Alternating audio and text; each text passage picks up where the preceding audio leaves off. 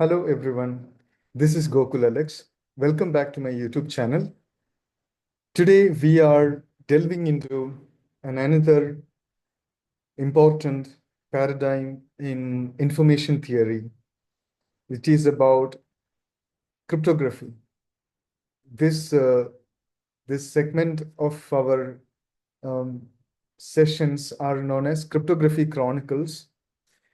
As we depict in this slide, it is about finding the mathematical methods and the modern maze of information. So let's get started.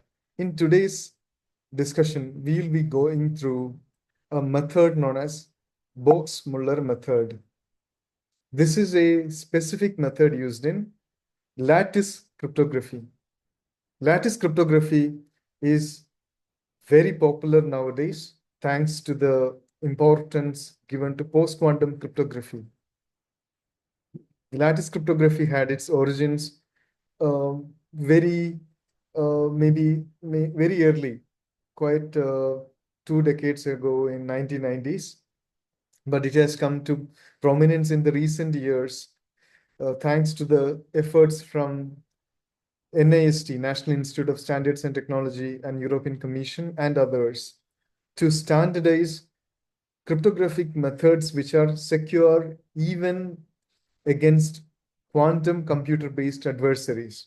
So here, the lattice cryptography in some of its implementations, like Falcon and others, it uses a Gaussian noise generation technique known as Box-Muller method.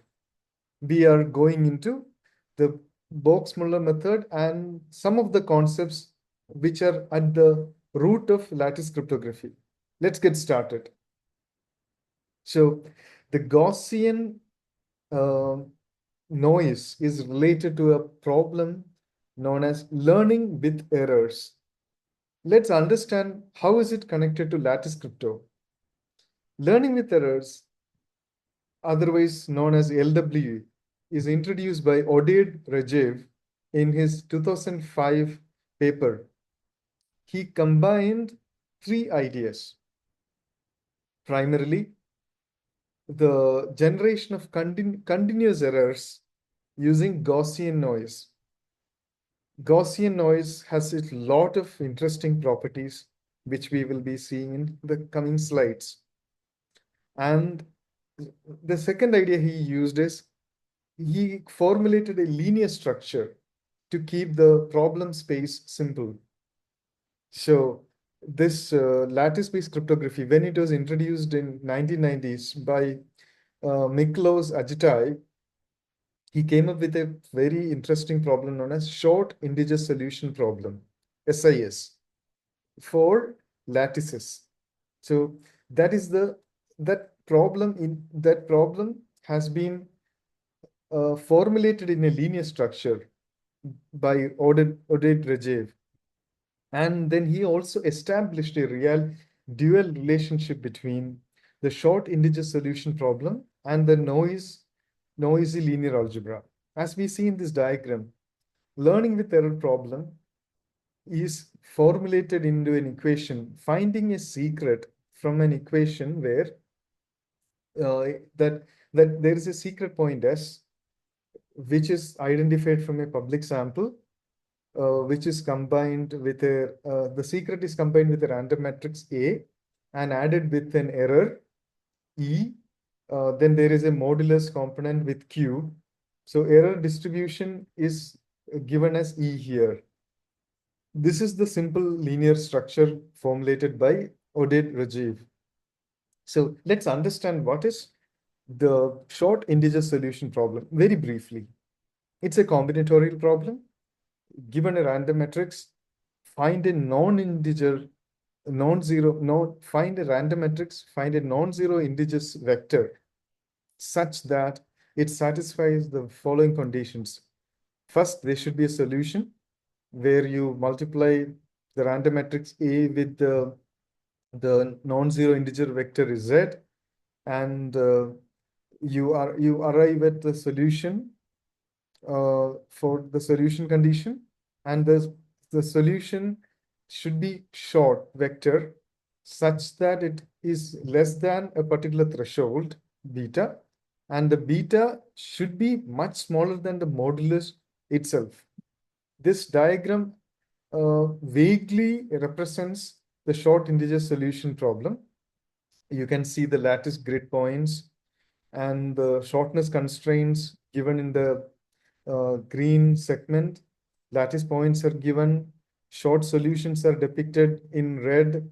Trivial solution are shown behind that arrow. So lattice definition is given in the top. Now let us get back to the core problem, Gaussian errors. Why is it needed for lattice crypto? It is primarily very much important because it it is at the heart of learning with errors. The security of learning with errors problem relies on the hardness of distinguishing between a uniform random variable and a noisy inner product. As we have seen, there is a random matrix and a noisy inner product component, right? So the hardness of the distinguishing, it should be, we should be able to, the distinguishability, and it should be a computationally hard problem. That is where learning with error problem stands good. So the noise should be spherically symmetrical to ensure the problem is equally hard from all the lattice basis points and orientations. So in lattice schemes, what we do is like examples of Falcon, Dilithium signature scheme, Kyber, key encapsulation mechanisms. The noise must follow a discrete Gaussian distribution over a lattice. This is a very important requirement to construct the learning with error problem. So we require a continuous Gaussian sampling mechanism, which will be followed by the discretization. Example like rounding to the nearest integer with high precision. So this is where the need for a multivariate Gaussian distribution, as we have seen in this diagram given here, there is a need for a multivariate Gaussian distribution, which is why the Gaussian distribution? Because it's the only distribution that is both spherically symmetric and statistically independent when coordinates are orthogonal. And it has the ability to provide maximum entropy distribution for a given variance. These properties make Gaussian error distribution, the best candidate for learning with error problem, as formulated by Oded Regev itself. So now we are coming to Box-Muller method. Box-Muller method is a mathematical transformation method. It's otherwise known as Box-Muller transformation. As we see in this diagram, we give uniform inputs. The transformation process happens as we see here. It converts uniform random variables to independent standard normal variables, providing us Gaussian outputs. So the Box-Muller method can be depicted, the Box-Muller transformation can be depicted like in the diagram given on the right. It was invented by George Edward Pelham Box and Mervyn Edgar Muller in their seminal 1958 paper based on the title, A Note on the Generation of Random Normal Deviates. So this is the Box-Muller method. Essentially, as we have seen, it is devised to efficiently transform two independent, uniformly distributed random variables to two independent, normally distributed Gaussian variables. It is very essential right now in the NTRU-based encryption schemes and signature schemes, as we have seen in the equation. So this is the only, there are a few limitations. If you look at it, one of the major limitation is if you have a good efficient processor like GPUs, which can compute the vectors, it is very efficient. but it is computationally intense as well. So this is a particular depiction of the discrete Gaussian error distribution. And this, as we have seen, this is visualizing the learning with error with the lattice point and the Gaussian noise.